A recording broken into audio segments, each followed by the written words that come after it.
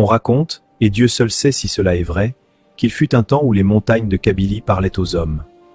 Un temps où les arbres enseignaient plus que les livres. Dans un village accroché à la roche vivait une communauté fière et travailleuse. Au centre d'un village de pierre se dressait un olivier immense, plus vieux que les maisons, plus ancien que les mémoires. Son tronc portait les cicatrices du vent. Ses racines serraient la terre rouge comme une mère serre son enfant. Les anciens disaient, cet olivier a vu naître nos grands-pères, et il verra naître nos arrière-petits-enfants. Sous cet arbre, nous réglons les conflits du village. On célébrait les mariages traditionnels. Demandait conseil. L'olivier ne parlait pas, mais il enseignait. Puis vint l'été de la grande sécheresse, le ciel resta fermé. Les sources diminuèrent, les olives tombèrent avant maturité, mais ce n'était pas seulement la terre qui se fissurait, c'étaient les cœurs. Les voix montèrent, les accusations fusèrent, les regards se durcirent. Un homme observait en silence. Il s'appelait Amar. Il parlait peu, mais il regardait beaucoup. Un soir, il posa sa main sur le tronc de l'olivier.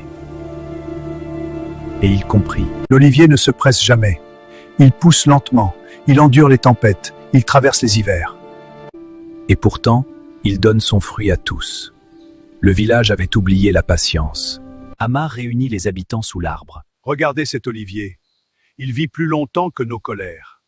Il est plus fort que nos cris. Si nous voulons survivre, nous devons devenir comme lui. 40 jours sans dispute, 40 jours sans décision sous la colère, 40 jours de patience, silence lourd. Les premiers jours furent difficiles, mais chaque fois qu'un homme levait la voix, il levait aussi les yeux vers l'olivier.